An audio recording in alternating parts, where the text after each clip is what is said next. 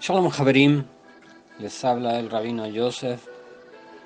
Damos gracias al Santo Bendito, porque estamos ya una semana más en torno a la parashá de esta semana, al comentario de esta semana. Y esta semana iniciamos ya el quinto y último Sefer de Moshe Rabenu, el último libro de Moisés, nuestro maestro, con una cantidad de temas muy interesantes. Lamentablemente por el contexto del tiempo no podemos ahondar en ellos, pero vamos a ver, ¿cierto?, qué podemos sacar de acá para nuestras vidas y también hacer una conexión, ¿cierto?, como ya es nuestra costumbre, en el contexto de Be'er Yaakov, del pozo de Jacob, hacer una conexión con el Brit Hadashah.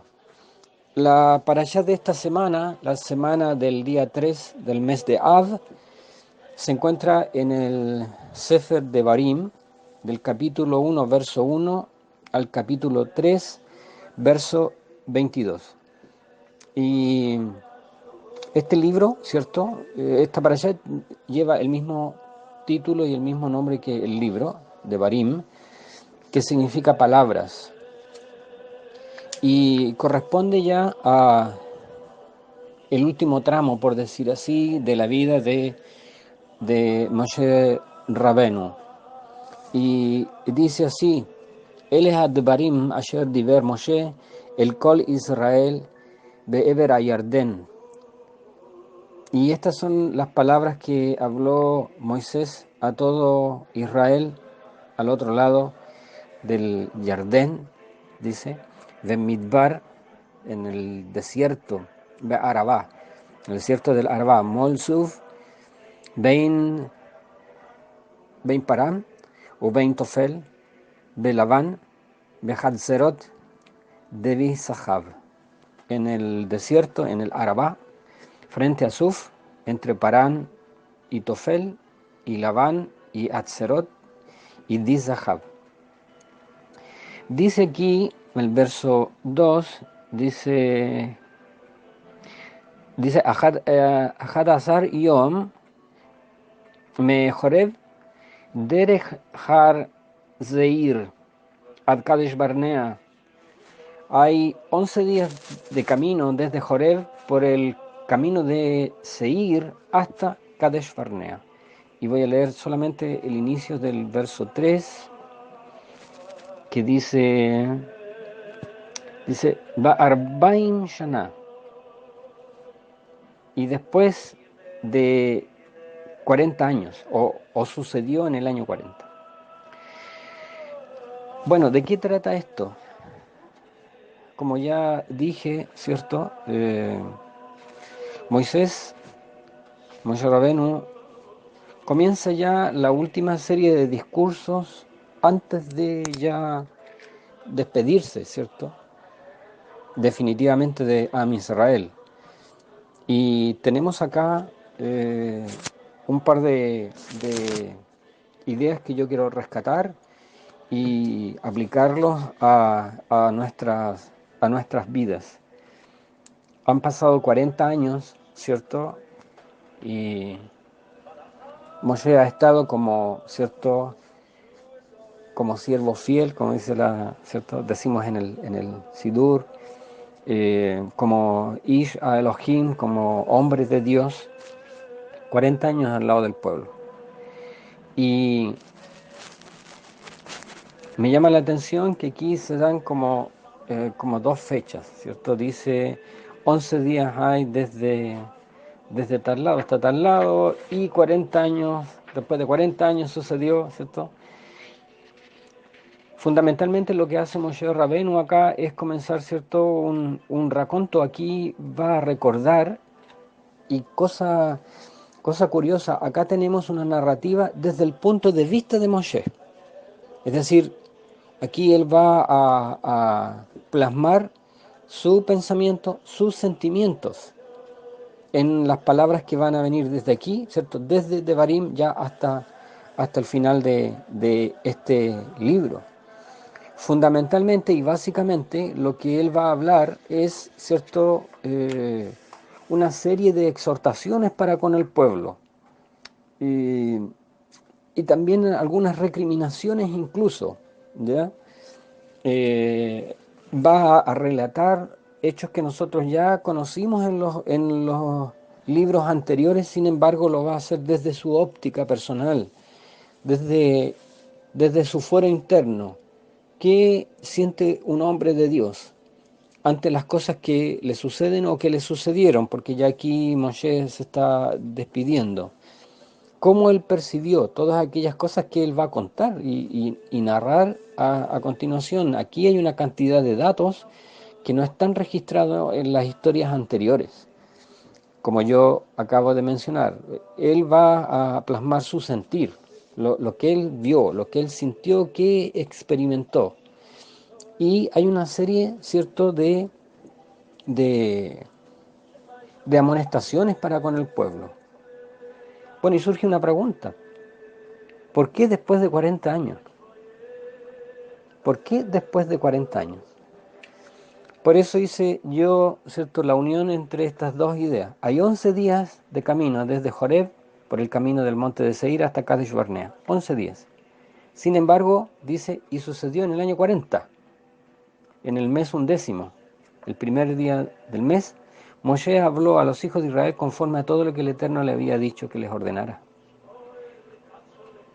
Entonces, los rabinos se preguntan, ¿pero por qué haría esto una exhortación después de 40 años?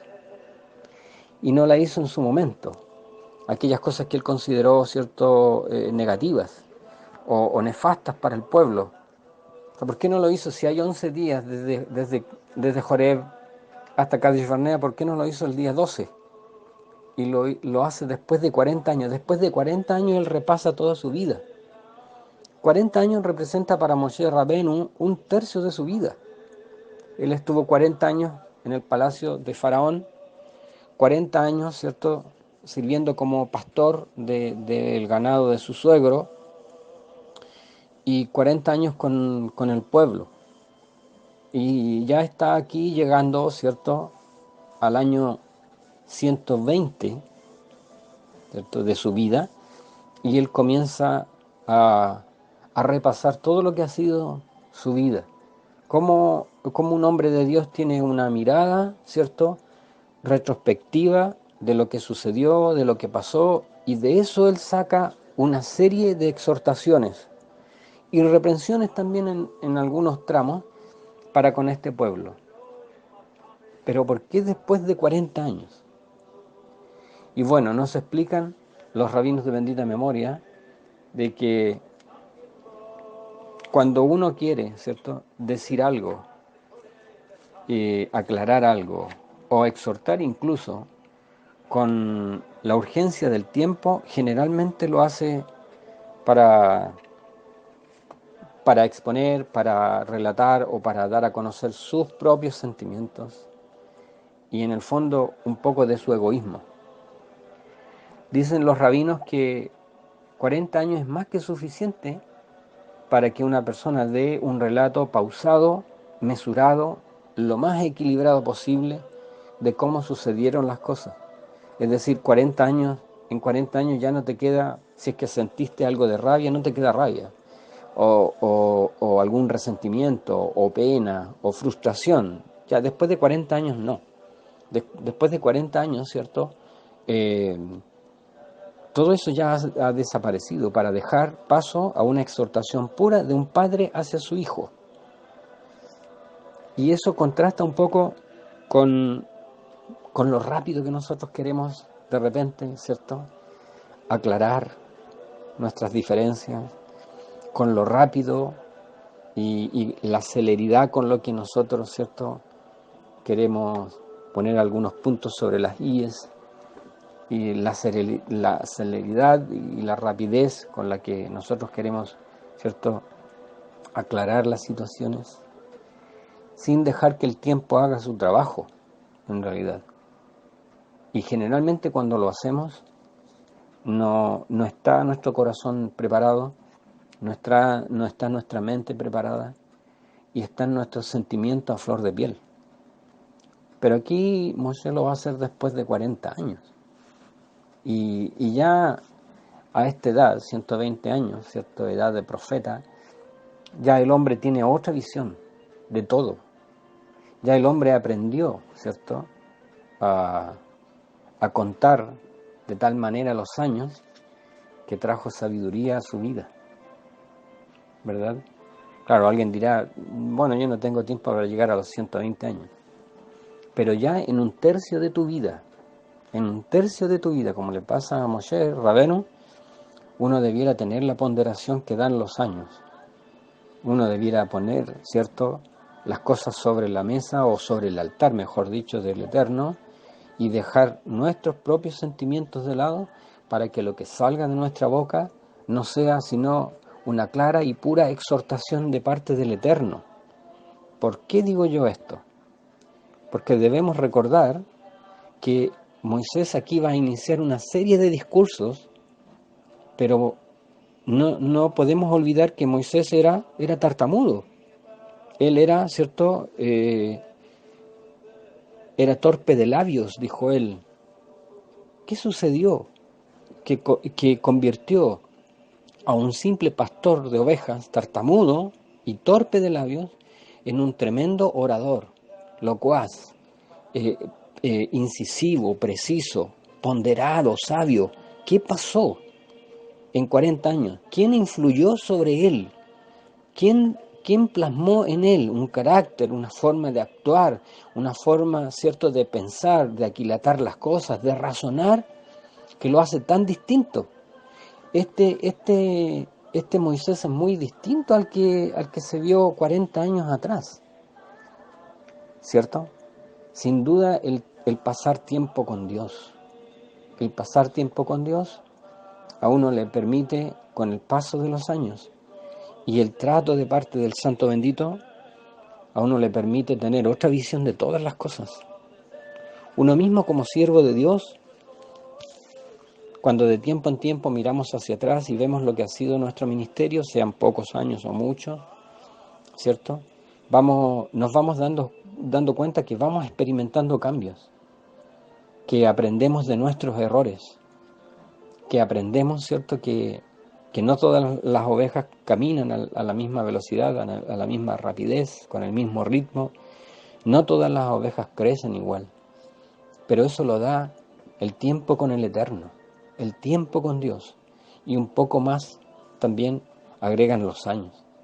Entonces eso hace que Moshe Rabenu, ¿cierto?, después de 40 años, él tenga una visión tan acertada, que incluso vaticinó lo que iba a ser el futuro de Israel sin equivocarse. ¿Y saben por qué? Porque los años a un padre le enseñan a conocer a su hijo.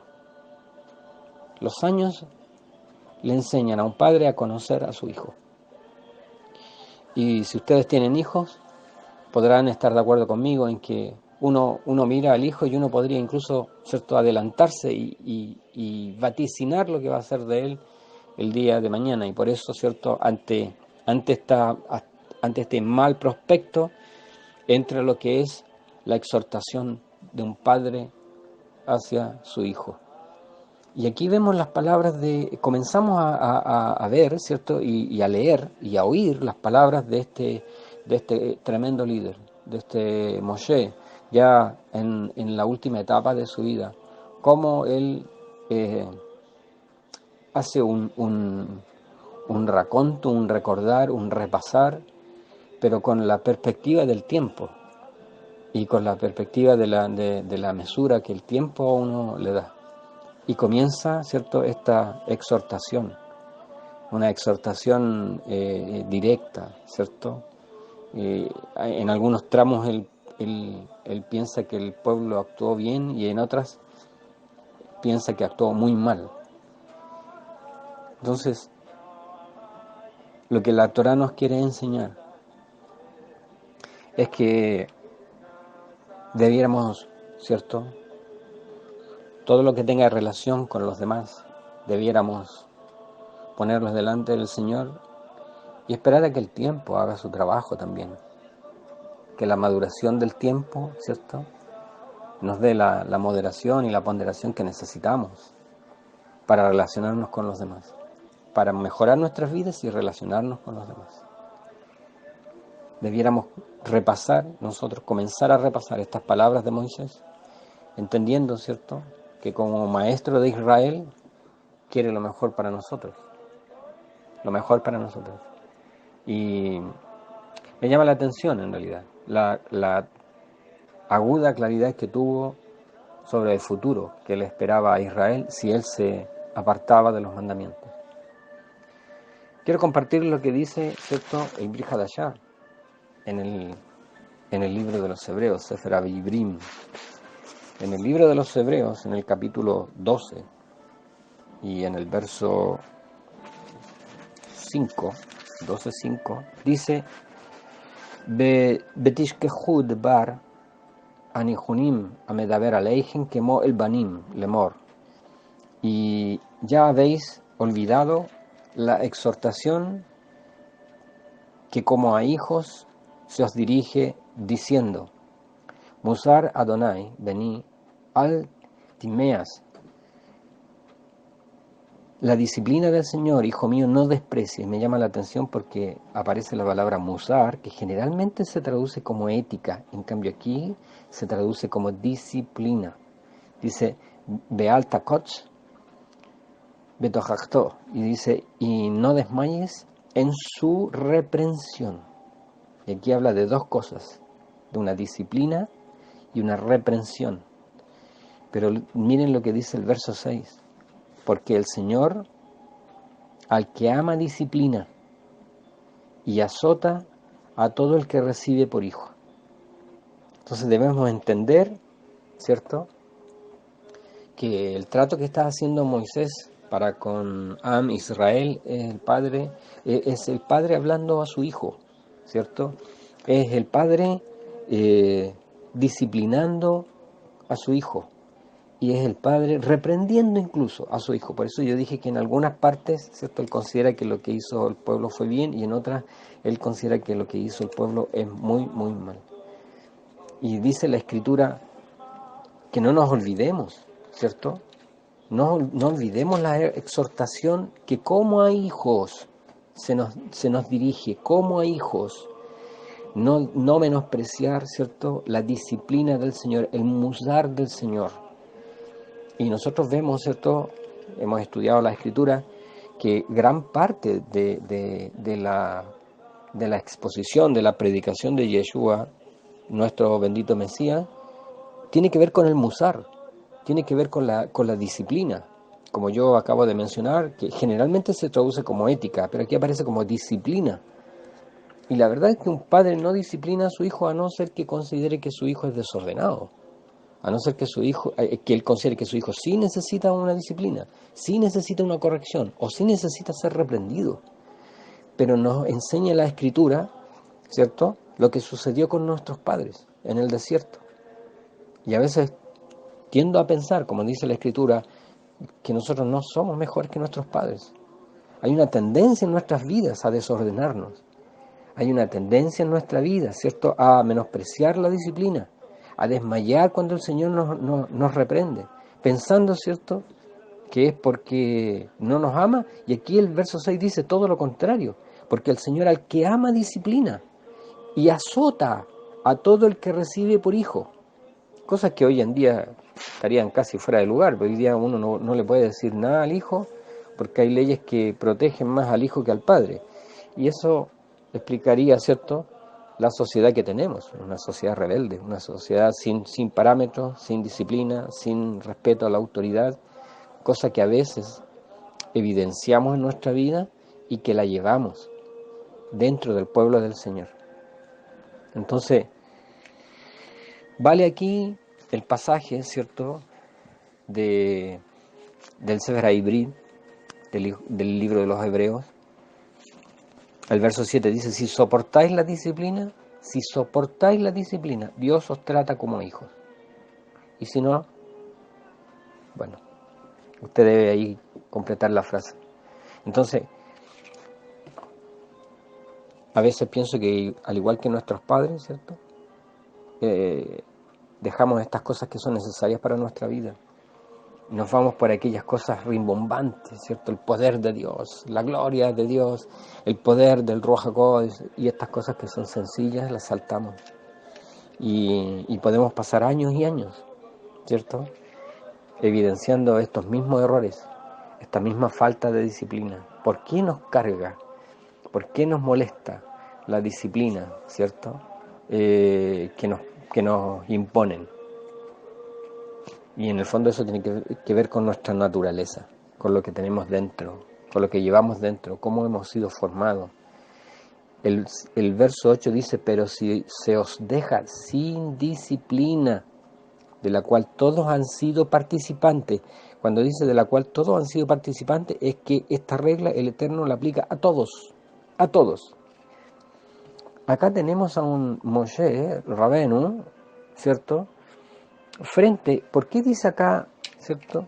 Dice que esto sucedió frente, vamos a leerlo, dice, al otro lado del Jardín, en el desierto, en el Arabá, frente a Zuf, entre Parán y Tofel, Labán y Hatzerot y Dizahab. Frente, todavía no cruzan los hijos de Israel a la tierra de Canaán.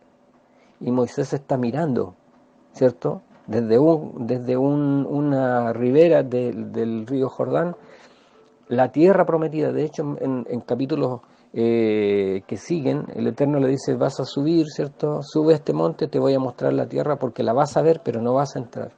Entonces, esta misma disciplina que Moisés quiere aplicar sobre los hijos de Israel, esta misma disciplina el Eterno le aplicó a él, porque él no pudo entrar a la tierra prometida. Y alguien podrá decir, bueno, o sea, si Moisés no pudo, ¿cierto? O sea, ¿qué esperanza queda para nosotros? Pero no debemos centrarnos en eso. Debemos centrarnos en el contenido de la disciplina respecto de nuestras vidas. Por eso dice aquí que de esta disciplina, pero si se os deja sin disciplina, de la cual todos han sido participantes. Es decir, Dios no tiene hijos malcriados, no quiere hijos malcriados. No quiere hijos, ¿cierto?, amurrados o mimados, porque le hace mal. Es triste para un padre darse cuenta que los excesivos, ¿cierto?, excesivos cuidados que uno tuvo para con los hijos, quizás redundaron en un mal para el hijo, en un mal para el hijo. Y viene a ser el hijo, ¿cierto?, como dice el libro de Proverbios, tristeza para el padre y dolor para la madre. Entonces dice aquí, si soportáis la disciplina, pero si se os deja sin disciplina, verso 8, estoy leyendo el encabezado del 7 y el encabezado del 8, y fíjese la idea. Por otra parte, dice el 9, tuvimos a nuestros padres terrenales que nos disciplinaban y los venerábamos. ¿Por qué no obedeceremos mucho mejor al Padre de los Espíritus y viviremos? Esto quiere decir que la disciplina del Señor, la exhortación del Señor, ¿cierto?, los azotes del Señor, como dice aquí en el verso 6, son para vida, es por nuestro bien.